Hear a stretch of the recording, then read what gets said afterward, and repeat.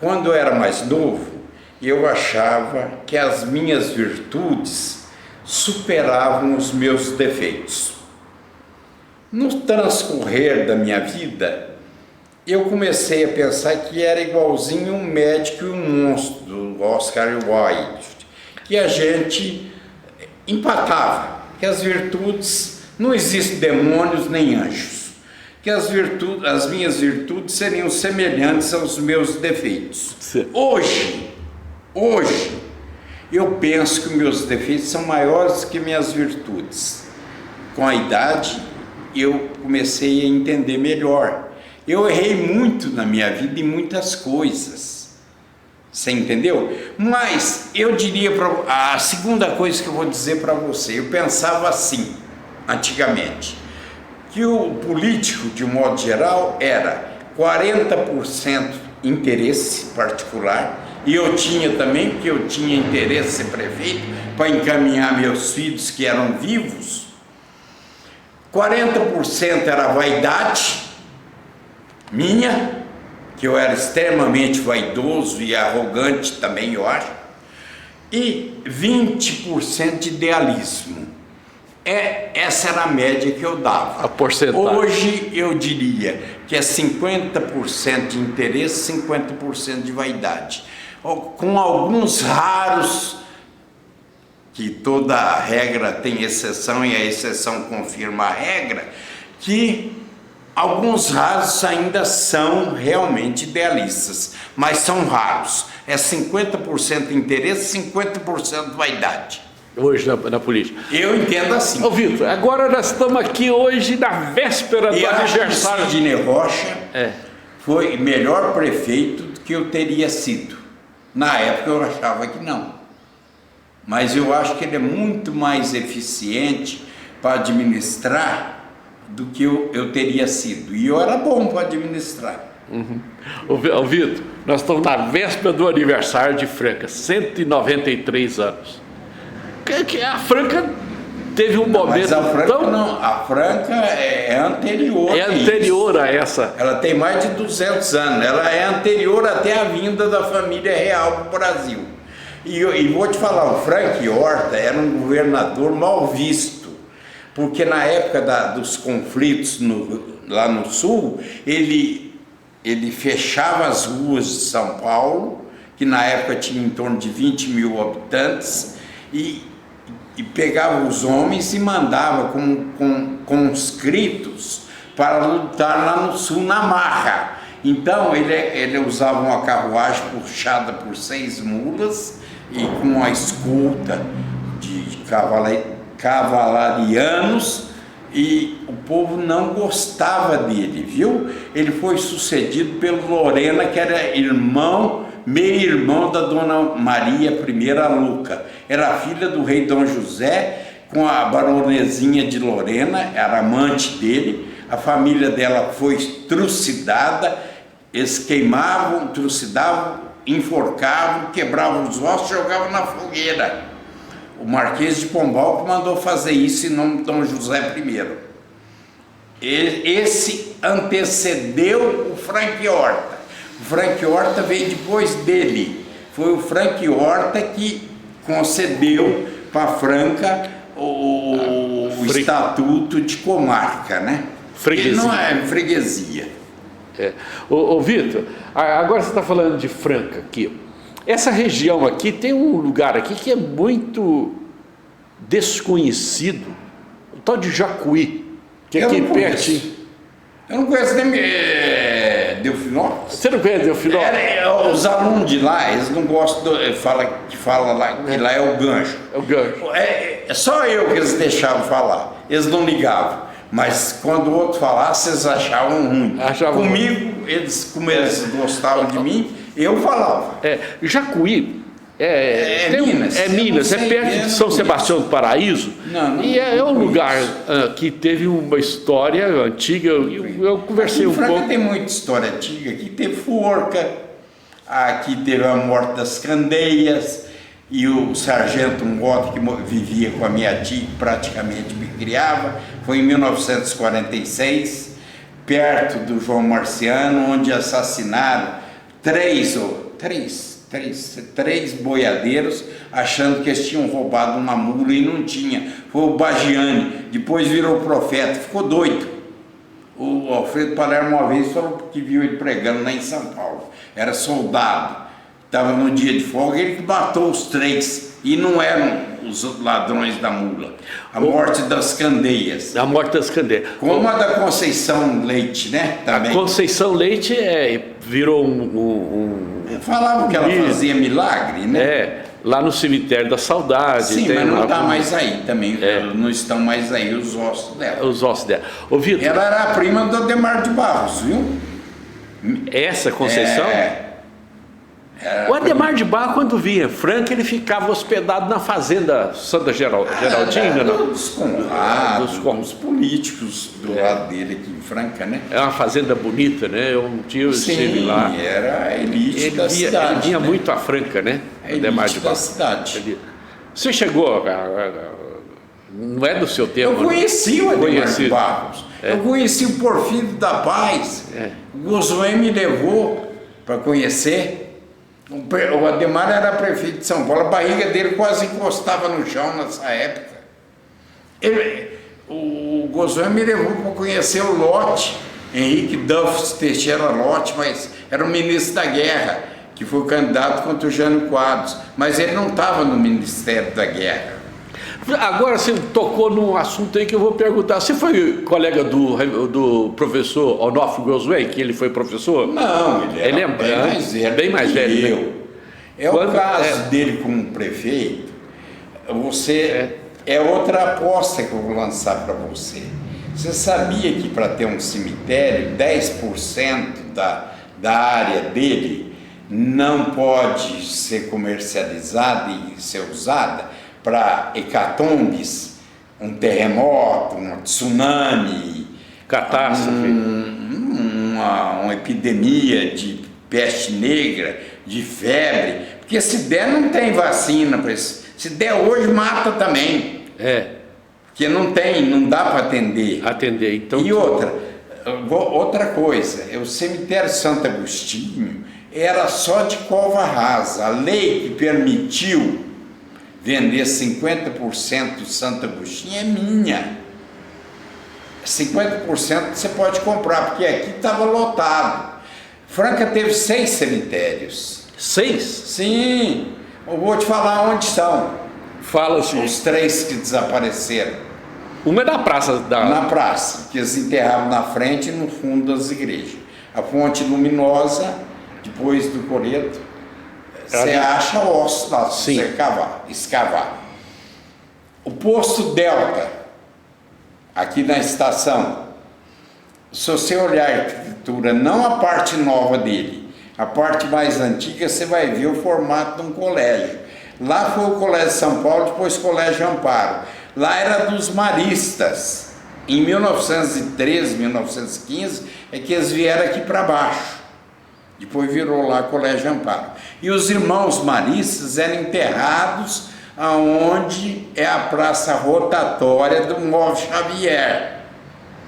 Na estação, por cima? Na estação, ali naquela pracinha ali, perto da Mugiana. Ali os maristas eram enterrados. Se você furar naquela pracinha ali, você vai encontrar ossos dos irmãos maristas.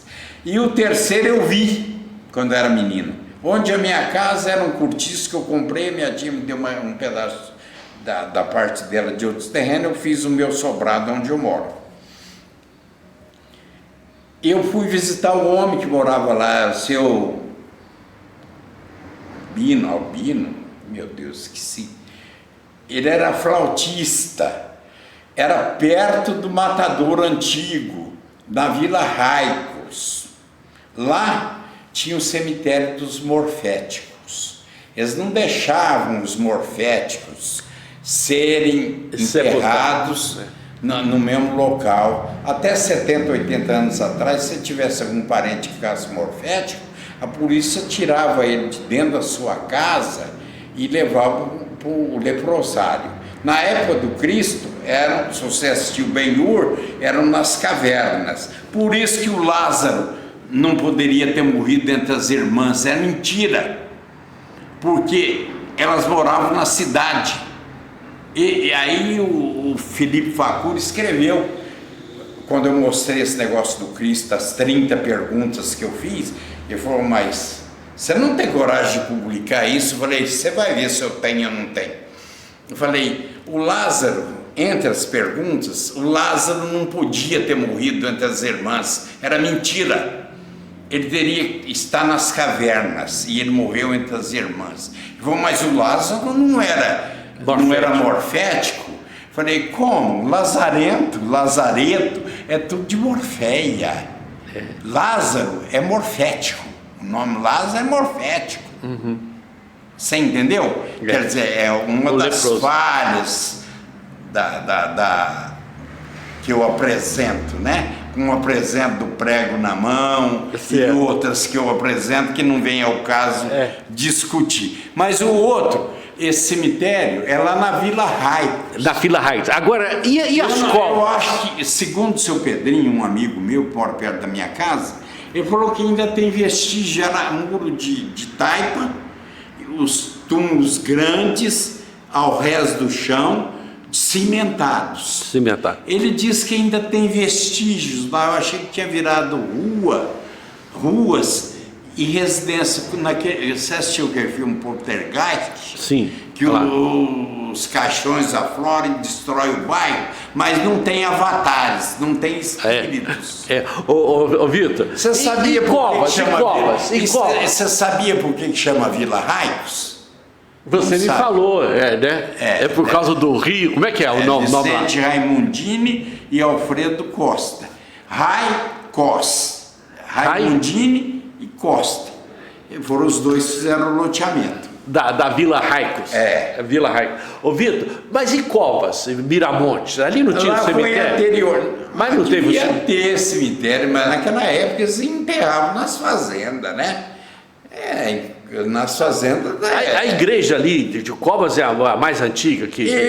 Sim, a mais antiga, eu acho. Porque quando eles levavam o sal, demorava 3 meses para ir, 3 meses para voltar. Depois da Mogiana, voltava em 2, 3 dias e voltava. O sal que você fala é. Eles vão levar para Campinas, para Minas. Você usou uma expressão contando aí dessa morte desses boiadeiros. Aqui em Franca era lugar que passava, hein? Sim, estava muito aí. As boiadas. Eles ficavam ali porque tinha o córrego, eles hospedavam ali. Aqui era um entreposto comercial. São Paulo progrediu porque ele estava num ponto crucial. Ele era o local por onde todo mundo tinha que passar. Por isso que ele progrediu. Ele não era uma cidade grande, São Paulo.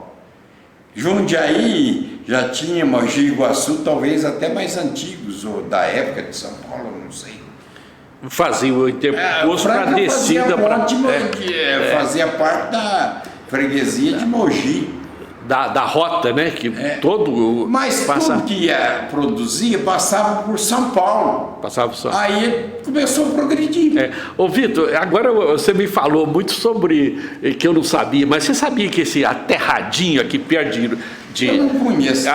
Perto de Miraci também, por causa, não é por causa de aterro nem nada, é por causa do terror, que quando eles passavam ali, o pessoal da mineração, de outra. Tinha um cemitério ali? Não era terror nesse sentido, é porque eles roubavam, assaltavam as pessoas. Muito comum na época. Então, um padre lá de Aterradinho estava contando essa história para mim e falou assim: isso aqui era um lugar de. As pessoas só passavam aqui acompanhado, um grupo grande, para eles não serem assaltados. O Rio de Janeiro, quando a corte veio, tinha 60 mil habitantes. E já tinha os quilombos, os negros fugiam para os quilombos. Até negros que moravam no Rio de Janeiro. Sim. E lá, naqueles morros, naquelas matas, é igualzinho hoje os traficantes de drogas. Eles faziam os grupos de capoeira que andavam com navalhas, assaltavam. Essa história de morro em volta do Rio de Janeiro e crime, ligada a crime, já tem mais de 200 anos. Mais de 200 anos. Ô Vitor, é bom a gente conversar e registrar uma história porque isso vai refrescando a cabeça das pessoas e principalmente dos francanos. O Brasil só não se desmembrou em colônias como pequenas ou grandes áreas, mas ele seria seccionado. Tanto é que as revoluções lá no norte, nordeste, na Bahia, no Rio Grande do Sul, até a de 32 eles consideram que São Paulo queria se separar do Brasil, mas é mentira, não queria nada, e entregar para um Matarazzo, na época do Mussolini, né? O Brasil não se separou porque ele era muito grande, e se não tivesse um governo férreo, um governo duro, se transformasse numa república com a volta de Dom João para Portugal em 1821, ele só não se separou em vários estados do Nordeste, do Norte, aqui e lá no Sul, juntando 3, 4 estados em cada lugar, porque a monarquia era um governo centralizador. O Brasil é como é hoje, graças à monarquia, Dom João VI, Dom Pedro I e Dom Pedro II. Senão nós seríamos igualzinho a Argentina, Equador, Venezuela, Bolívia, e a Argentina seria o principal país da América do Sul. E não é o Brasil, porque o Brasil é um continente que se manteve íntegro graças à monarquia. Bom, você falou, porque houve muitas tentativas dos holandeses, dos franceses. Sim, mas não é só isso não. A Revolução do Equador, como é que chama? O Tratado de Tordesilhas. Não, outro esquema, outra história. Ele foi modificado pelo Tratado do Marquês de Pombal, Tratado de Madrid de 1757, Tordesilhas de 1494. Eles usaram uma frase latina, do direito latino. O Brasil já adentrava as áreas que pertenciam à Espanha, mas o rei era único, foi de 1580 a 1640. Depois foi uma época que o rei de Portugal e Espanha eram o mesmo. Ele não ligava que era tudo dele. Mas depois houve a restauração do trono português. Até hoje lá em Portugal eles esperam a volta do rei Dom Sebastião. Morreu em Alcácer Quibir com voltar para a Espanha e voltou por 60 anos sob o domínio da Espanha. E eles esperam a volta dele até hoje. Ele era gay e morreu com 18 anos. Aí o rei era o mesmo, ele deixou adentrar. Aí em 57 eles resolveram a situação. Só ficou o Acre que o Brasil comprou da Bolívia. Eles resolveram de uma maneira muito simples.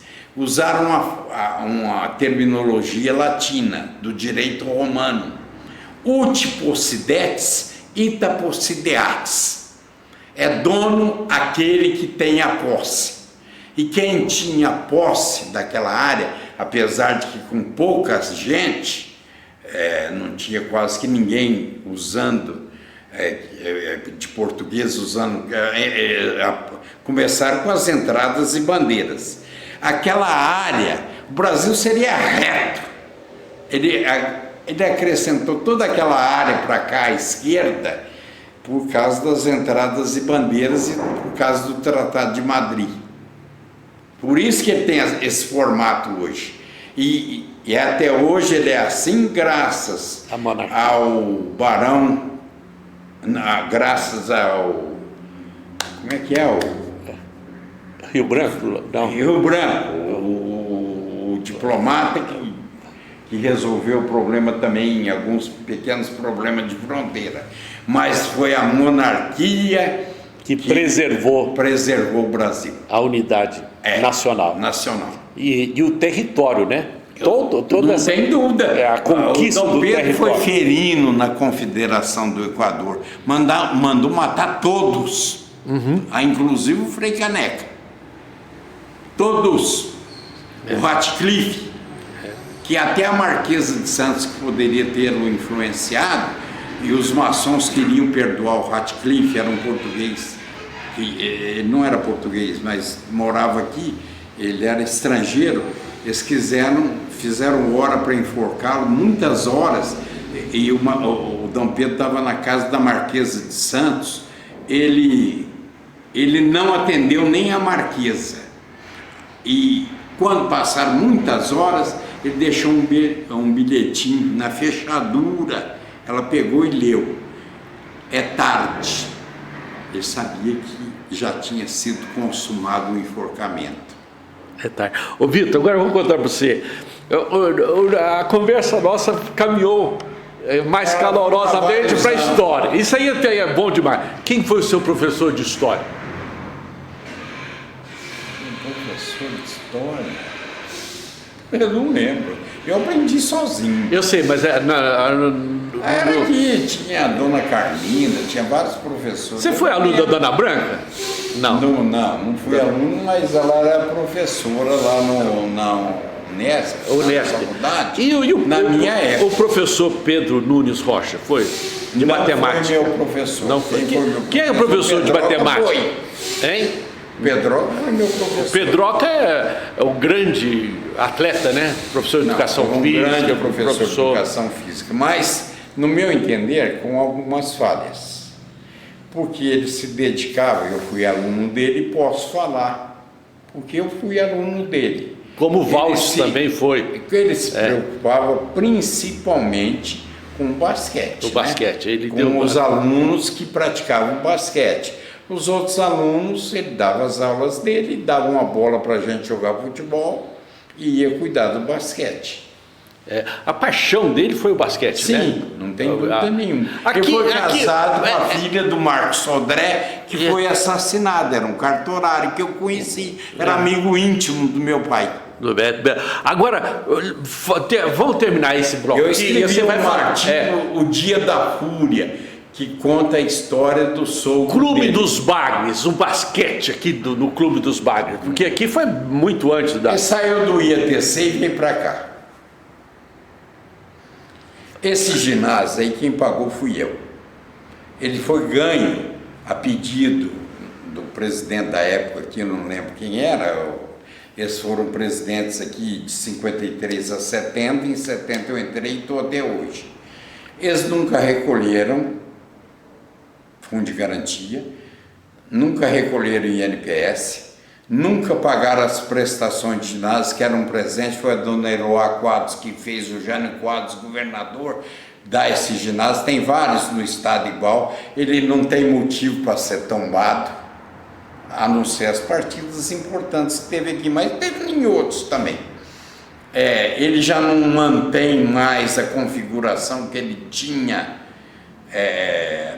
inicialmente, você sabe que tombamento diz respeito só à parte externa. A parte, deixa eu ver. A parte interna você pode mexer, porque senão o ruim pode cair.